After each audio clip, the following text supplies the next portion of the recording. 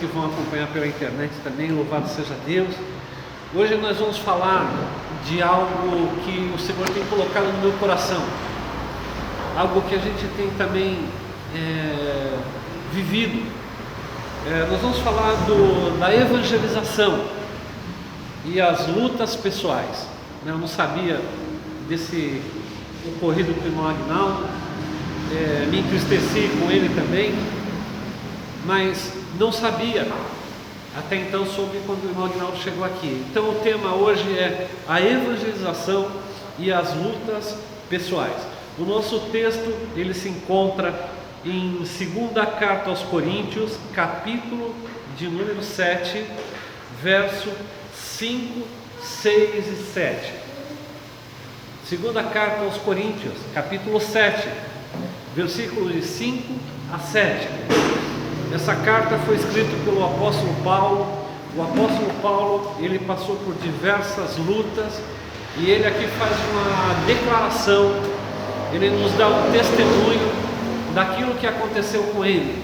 Ele fala também em Timóteo que ele estava pronto para partir, né? Ele foi degolado pelo decreto de Nero, o imperador romano, e ele então escreve para Timóteo que ele combateu o bom combate, cumpriu a carreira e guardou a fé.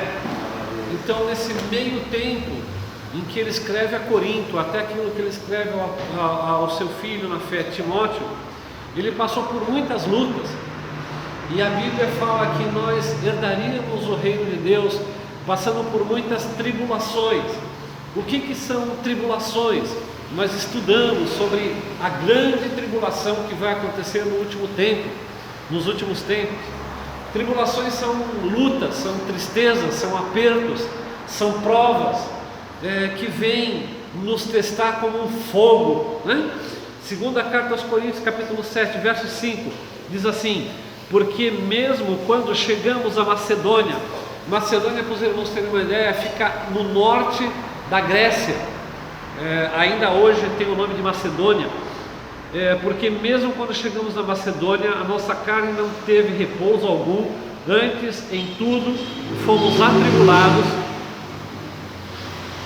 por fora combates, temores por dentro, mas Deus, que consola os abatidos, nos consolou com a vinda de Tito.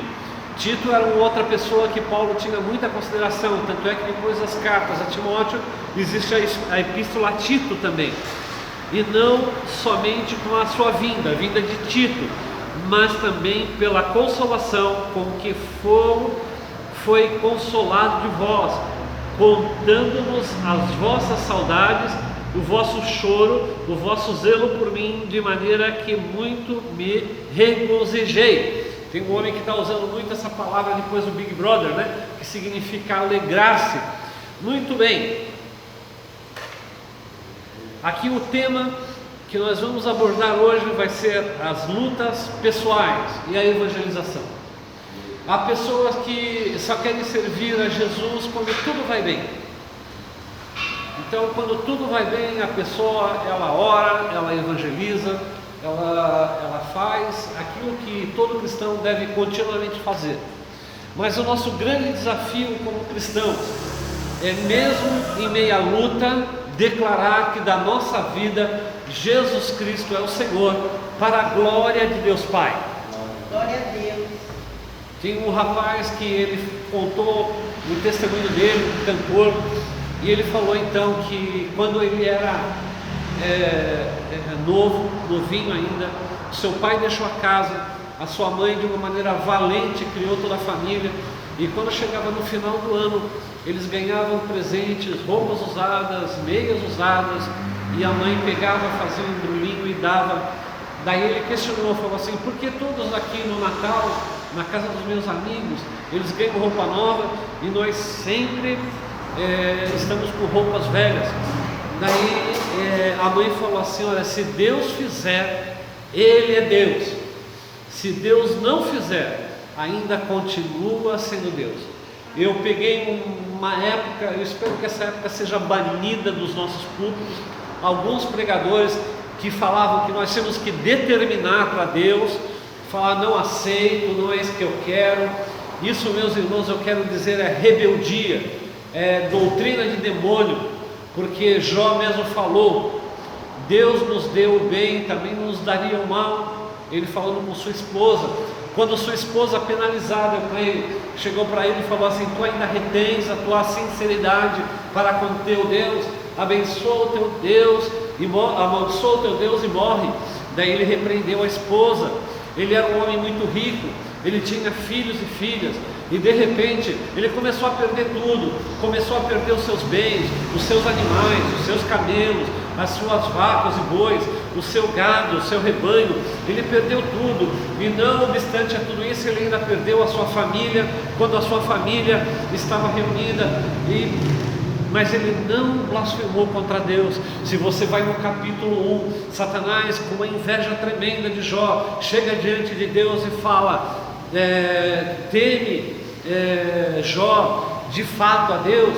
Antes Deus tinha dado um testemunho, porque conhecia o que estava na mente e no coração de Satanás contra Jó. Quando os filhos de Deus, chamados anjos, vieram dar relatório a Deus, apresentou-se Satanás também. Leia o capítulo 1 de Jó. Então ali Deus já se antecipa e fala: Satanás, de onde vens? Deus sabia de onde ele veio, porque Deus, ele sabe todas as coisas, ele é onisciente. Ele fala assim: eu vim de rodear a terra, passeava na terra. Daí Deus já se antecipa de novo e fala: tu viste o meu servo Jó, homem temente a Deus, sincero, e aparta-se do mal. E Satanás não deve ter gostado daquela palavra, porque Deus mostrou apreço pela vida de Jó, como mostra apreço pela nossa vida, consideração por nós.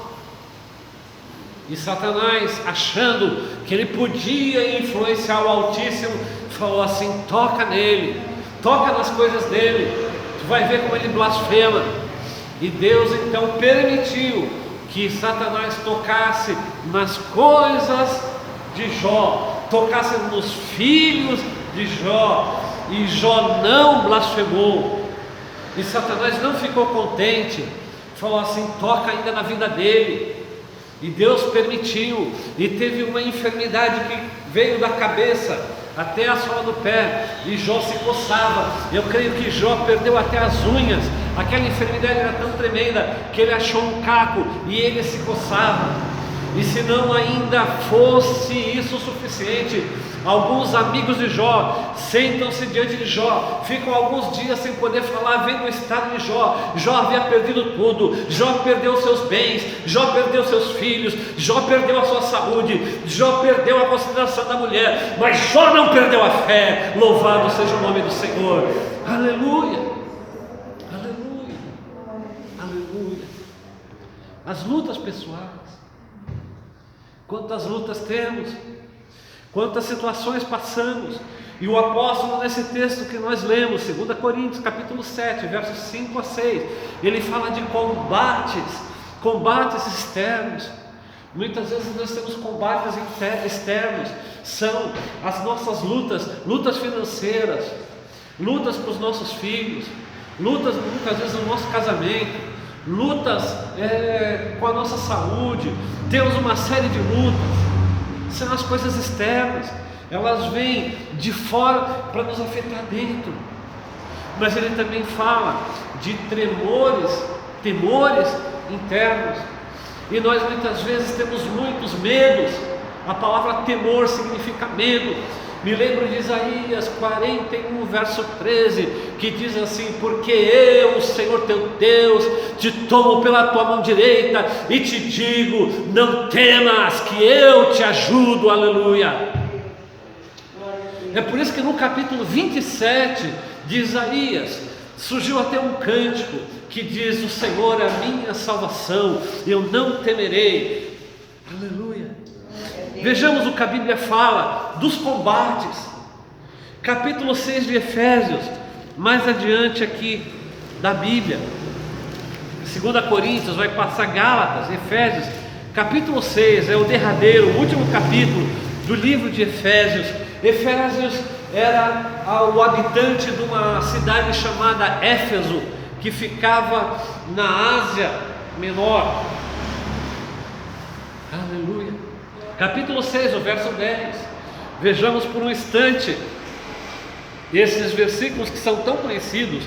No demais, irmãos meus, fortalecei-vos no Senhor e na força do seu poder. É importante você se fortalecer em Deus, é importante você se fortalecer em Jesus Cristo, não no pastor João, não no pastor Rony, não na pastora Sara, não no Billy Graham, não no Silas Malafaia, nem Bispo Macedo tampouco, mas se fortalecer no Senhor Jesus Cristo e na força do poder dele. Versículo 11: revesti-vos de toda a armadura de Deus, para que possais estar firmes contra as astutas ciladas do diabo, do caluniador, daquele tentador, da antiga serpente que quer derrubar o cristão, que não tem gosto com as coisas de Deus.